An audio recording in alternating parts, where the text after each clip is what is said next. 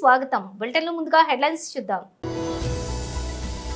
కొలువులిచ్చింది, రైతుకు బోనస్ అందించింది, అభివృద్ధికి సాక్ష్యమే ప్రజాపాలన సీఎం రేవంత్ రెడ్డి. ఆంధ్రప్రదేశ్ ముఖ్యమంత్రి శ్రీ నారా చంద్రబాబు నాయుడు శాసనసభ బడ్జెట్ సెషన్.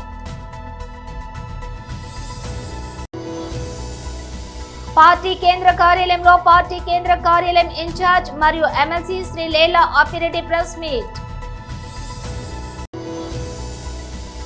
ఎమ్మెల్సీ ఎన్నికల ప్రచారంలో మాట్లాడుతున్న ఎంపీ శ్రీ రఘునందన్ రావు మాధవనేని.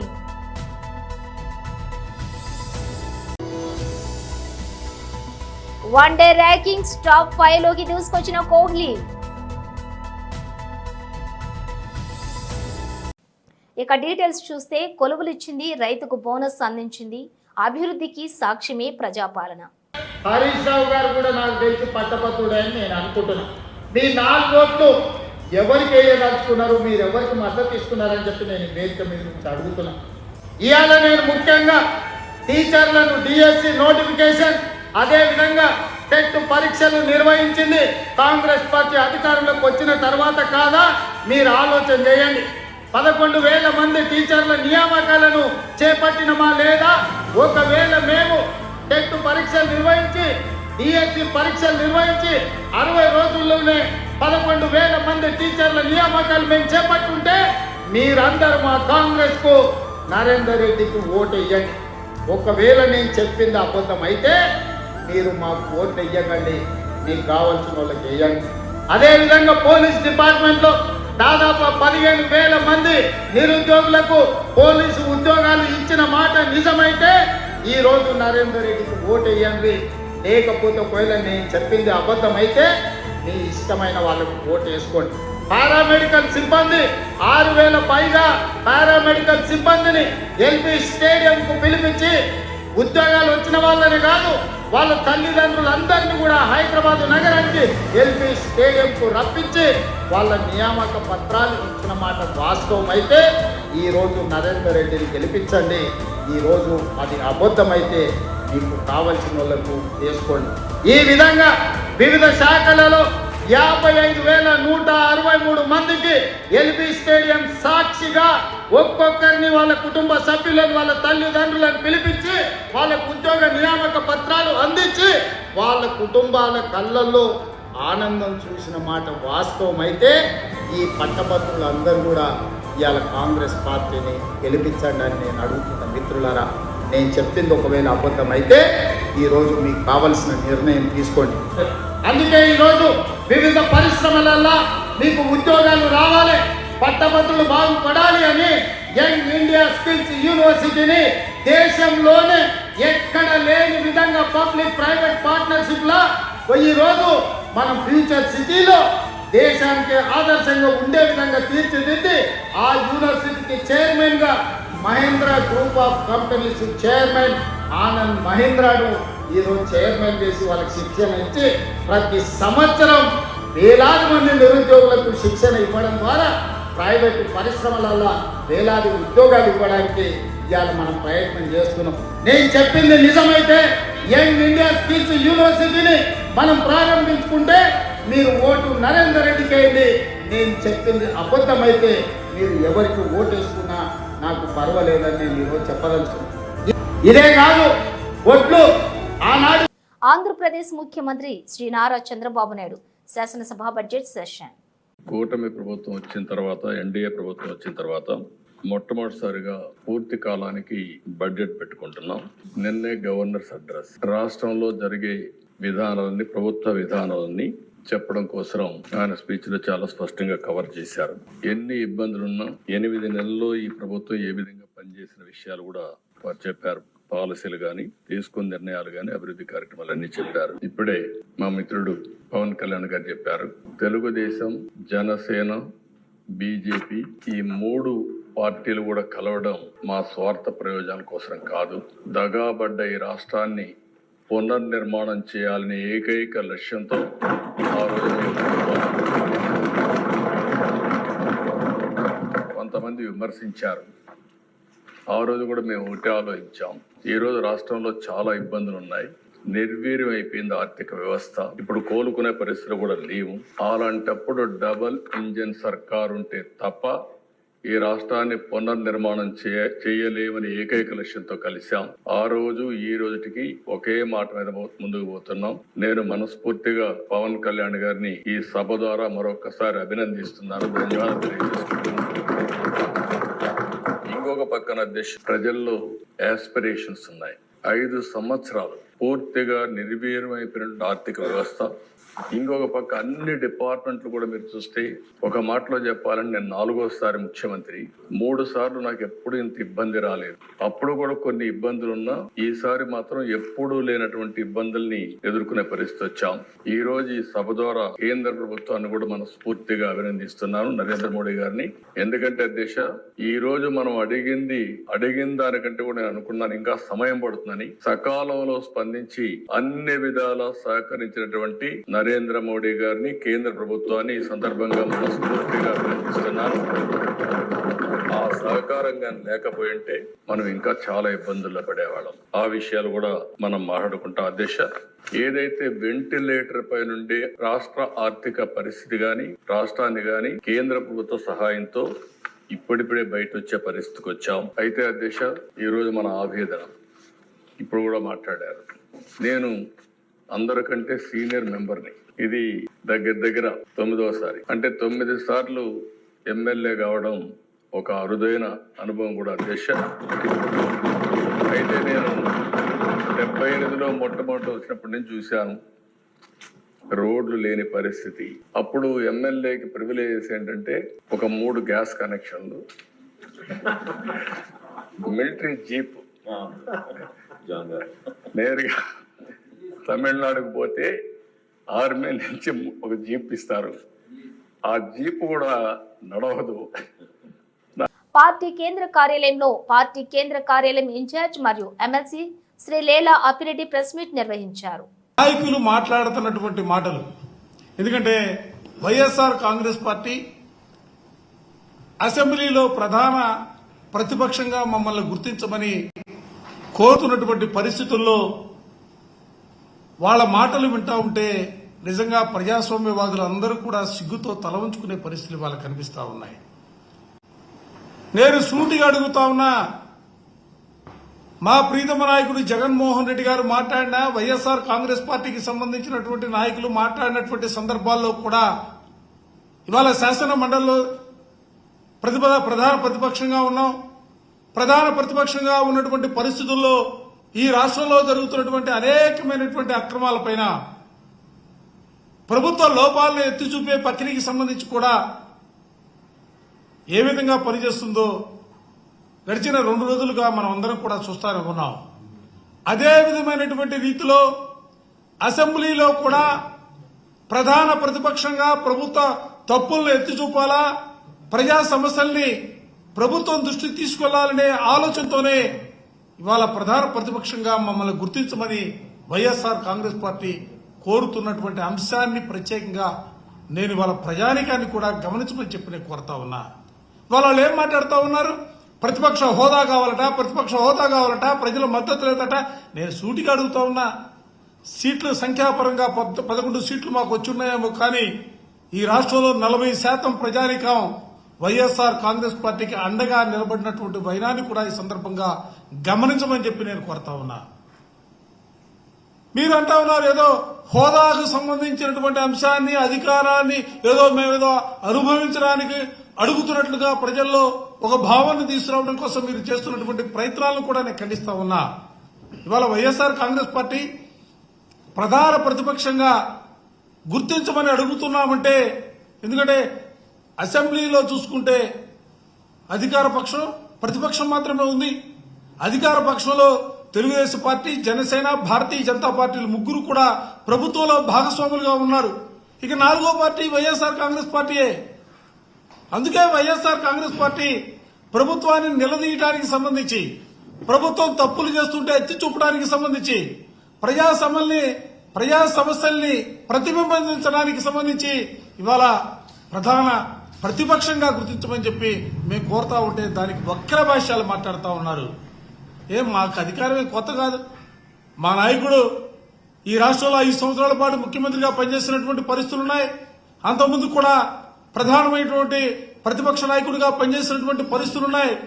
మేమే అధికారం కోసం ఆరాటపట్ల మీరిచ్చే జీతభత్యాలో లేకపోతే మీరిచ్చే కారులో హోదానో అడ్డు కోరుకోవటంలా.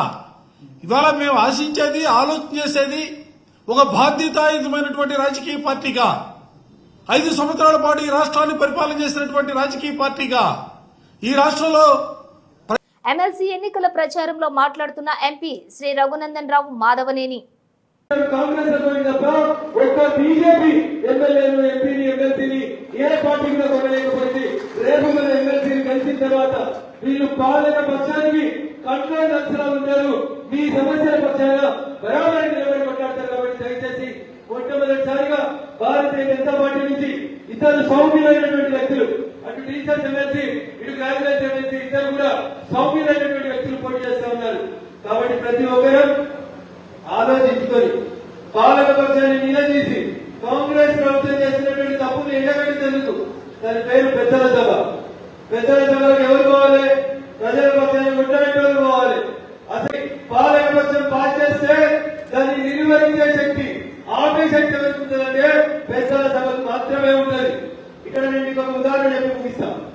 రోజయ్య కాంగ్రెస్ పార్టీ నుంచి చాలా కాలం పాటు శాసన మండలి లోపల సభ్యుడిగా ఉండేది. తర్వాత ముఖ్యమంత్రి కూడా చేసిండ్రు.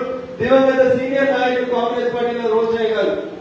ఎన్టీ రామారావు గారు 1982లో ముఖ్యమంత్రిగా గెలిచి మోసానికి గురై తిరిగి 1985లో రెండోసారి ముఖ్యమంత్రి అయిన తర్వాత శాసనసభలో బిల్లులని మామూలుగా పాస్ అవుతూ పోతా వస్తా ఉన్నాయి. ఎప్పుడైతే బిల్లు శాసన మండలికి పోతుందో అక్కడ రోజయ్య గారు లాంటి ఒక అనుభవజ్ఞుడు, ఒక సీనియర్ నిలబడి గంటలు గంటలు రాష్ట్ర ప్రభుత్వాన్ని కార్నర్ చేస్తుంటే ఏం చేయాలో అర్థం కాక ఎన్టీ రామారావు లాంటి జనాదరణ ఉన్న నాయకుడు తప్పనిసరి పరిస్థితులలో భారత ప్రభుత్వానికి రాసి నాకు ఈ శాసన మండలి వద్దు, ఈ పెద్దల సభలను పెద్దలు కట్టుకోవడం నాతో అయితేలేదని శాసన మండలిని రద్దు చేయించింది అంటే పెద్దల సభకు ఉన్నటువంటి ఇంపార్టెన్స్ దయచేసి మీరు అర్థం చేసుకోవాలి. అట్లాంటి చర్చలు, అట్లాంటి సాంప్రదాయం లేదు. కానీ ఢిల్లీలో మీరు చూస్తారు, రాజ్యసభలో ఒక్కొక్క సభ్యుడు అతని వెంటనే చేసి మన పార్టీని విమర్శిస్తున్నా, భారత ప్రభుత్వాన్ని విమర్శిస్తున్నా అక్కడ కూర్చున్నటువంటి స్పీకర్ గారు అవకాశం ఇస్తారు. ఎందుకంటే ప్రజాస్వామ్యంలో పాలక పక్షం ఎంత గట్టిగా ఉంటే ప్రతిపక్షం కూడా అంతే గట్టిగా ఉండాలి. అందుకని ఒకవేళ బీజేపీ అభ్యర్థులు కాకుండా ఇంకా దేనికన్నా ఆశపడి ఇతర ఎమ్మెల్సీలను గెలిపిస్తే ఆ ఆశకి ఓట్లు కొట్టుకున్నటువంటి వాళ్ళు ఖచ్చితంగా మళ్ళీ పాలక పక్షం పనిచేసి చేస్తారు, మన సమస్యలు పట్టు ఉండదు. కాబట్టి దయచేసి ఒక మంచి అవకాశం. మూడోసారి మోడీ గారు ప్రధానమంత్రి అయిన తర్వాత చాలా మంది చాలా అవాకులు వెళ్ళారు. ఢిల్లీలో మోడీ గారికి పూర్తి మెజార్టీ రాలేదు, మోడీ గారి చరిత్ర తగ్గిందని రకరకాలైన వ్యాఖ్యానాలు చేస్తూ వచ్చారు. ఆ తర్వాత హర్యానాలో గెలవని కాంగ్రెస్ ముఖ్యమంత్రి అయిపోయిందని ముగ్గురు ముఖ్యమంత్రి కోసం కొట్టాడుకుంటూ మొదలుపెట్టారు. హర్యానా ఏమైందో చూసినాం.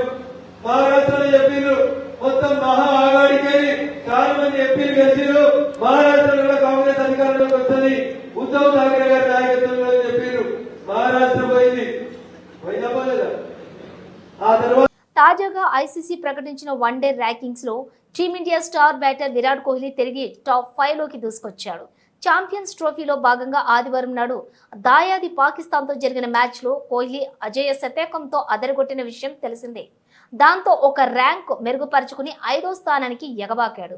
743 రేటింగ్ పాయింట్స్ లో కోహ్లీ ప్రస్తుతం 5వ స్థానంలో కొనసాగుతున్నాడు. అలాగే భారత జట్టు captain Rohit Sharma 757 rating points తో 3వ స్థానంలో ఉన్నాడు. మరో భారత్ బ్యాటర్ శ్రేయస్ అయ్యర్ 9వ ర్యాంకులోనే ఉండగా ప్రస్తుతం భీకరమైన ఫామ్ లో ఉన్న యువ ఓపెనర్ సబ్మన్ సింగ్ 817 రేటింగ్ పాయింట్స్ తోటి అగ్రస్థానంలో కొనసాగుతూ ఉన్నాడు. ఇలా నలుగురితో టీమిండియా ఆటగాళ్లు వన్డే ర్యాంకింగ్స్ లో టాప్ 10 లో చోటు దక్కించుకున్నారు.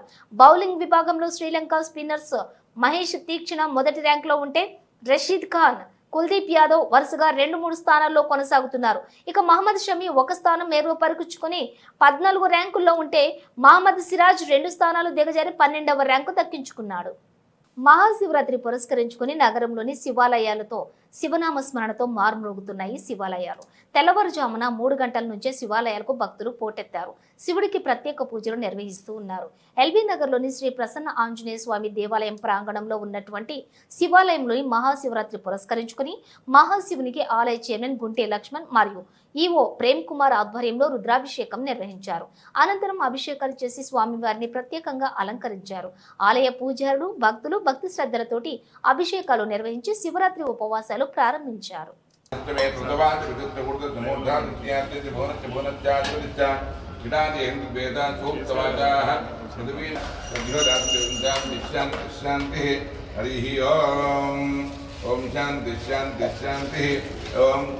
अद पुरुषो वै नारायण सर्ववेद पारायण पुण्यं लभते नारायण साध्यमुपाप्नोति नारायण साध्यमुपाप्नोति एवं वेदाक्षरं शान्ति शान्ति शान्ति हरिः सहस्रदीर्घापुरुषा सहस्राक्षसहस्रः लवों सदा उत्साह्यप्रतिजानं वेदं सर्वं यद्भूतं यस्य भव्यं तां तच्चैतानः तन्नेनाशरोहति एतावानिष्टमहिमासोऽध्याय विष्णुपुरुषः पादोऽर्थ विश्वाभूतानि त्रिपादस्यां तुल्ये पादोदलै पुरुषः पादोस्तेह भवन्तः तदाविधोमावः वाम्मावः जातवे स्वलक्ष्मी मनवगामिने नित्यामिनमैत्येयङ्गां विष्णुं पुरुषानहं पूर्वाङ्गमध्यामस्मिनाथप्रबोधने श्रियन्धितामत्वरणां स्वामिहं प्रियेष्यं चन्द्रां प्रभासां यद्धाञ्ज्वलन्ति श्रियं लोके देवदृष्टां धारां तां पद्मनिधिं शरणमहं प्रपद्ये अलक्ष्मीर्मे स्नान् स्वामिने आदित्योडे मनोजीवने नामन्नस्मैतेतामिदः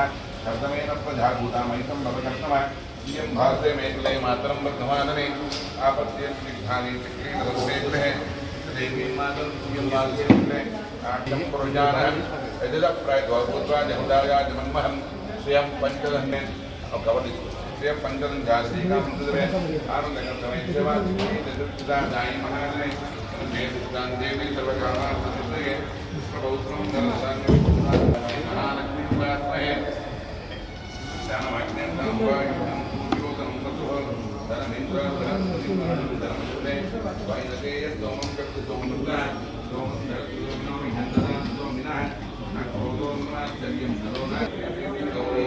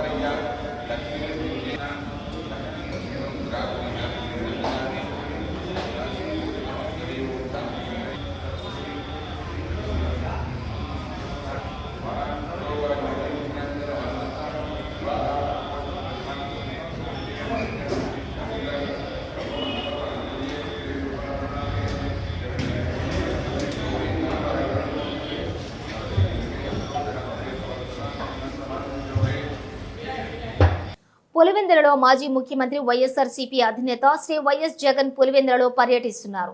బాగరాపురంలోని తన నివాసంలో ప్రజలు పార్టీ కార్యకర్తలతోటి ప్రజా దర్బార్ నిర్వహించారు.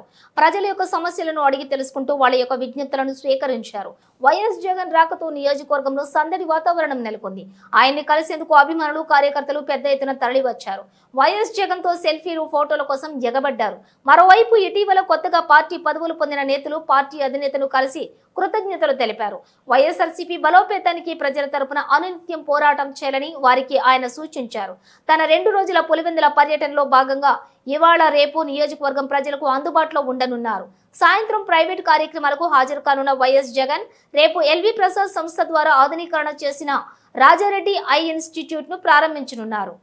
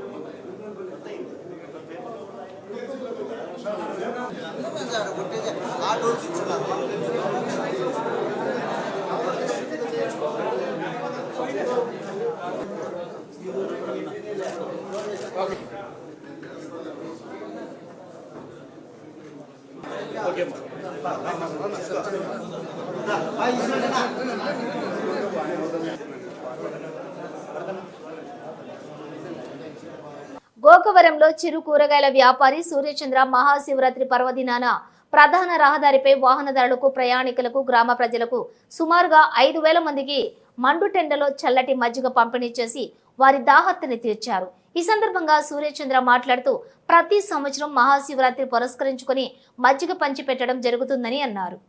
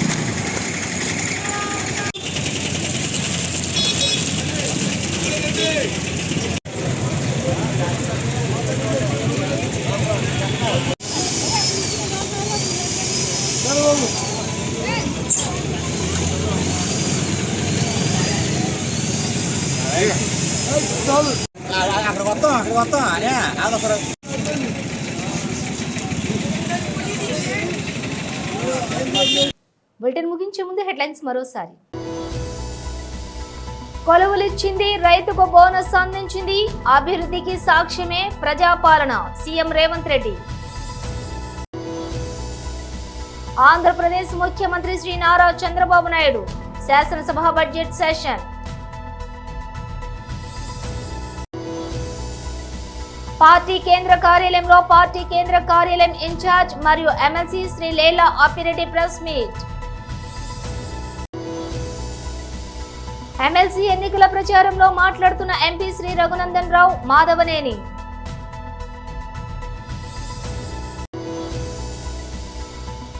వన్డే ర్యాంకింగ్స్ టాప్ 5 లోకి దూసుకొచ్చిన కోహ్లీ.